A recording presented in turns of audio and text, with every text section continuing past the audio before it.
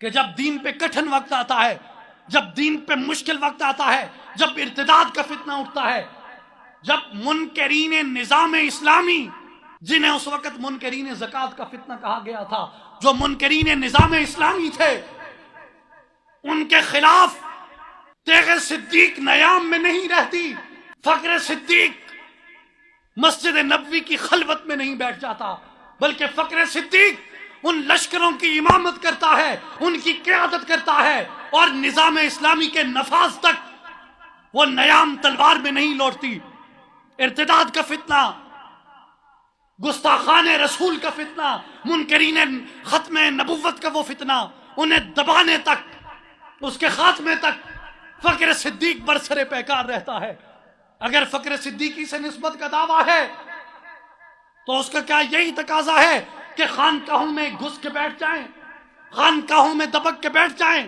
نکل کر خانقاہوں سے ادا کر رسم شبیری، کائنات روحانیت کا سب سے اعلیٰ تجربہ، ماورائے عقل تجربہ، دنیا روحانیت کا سب سے بلند و بالا تجربہ وہ تھا کہ جب رسالت مآب معراج پہ تشریف لے جاتے ہیں اور وہ رعنائیاں دیکھ کے، وہ حسن و لطافت دیکھ کے، ما زاغ البصر وما طغى، اور ابن عربی جو قاب قوسین کی تشریح کرتے ہیں تثنیہ میں اور واحد میں کہ کثرت کس طرح وحدت میں ڈھل جاتی ہے، اس حسن کو، اس جمال کو دیکھ کر رسالت مآب صلی اللہ علیہ وسلم اپنے آپ کو عرش پہ مقید نہیں کر دیتے۔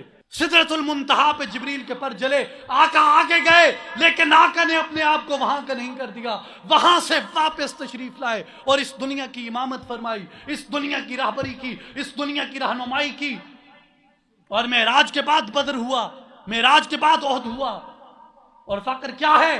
اقبال ہمیں یہ بتاتا ہے کہ فقر عریاں گرمی بدر و حنین، فقر عریاں بانگ تکبیر حسین، کہ فقر عریاں کیا ہے، فقر کی معراج کیا ہے، فقر کی انتہا کیا ہے؟ فقر کی انتہا بدر و حنین ہے، اور فقر کی انتہا کیا ہے؟ فقر کی انتہا امام عالی مقام کی تکبیر ہے جو ظلم و استبداد کے خلاف اٹھتی ہے۔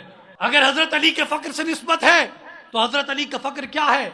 کبھی دیوار ہلتی ہے، کبھی در کانپ جاتا ہے، علی کا نام سن کر اب بھی خیبر کانپ جاتا ہے۔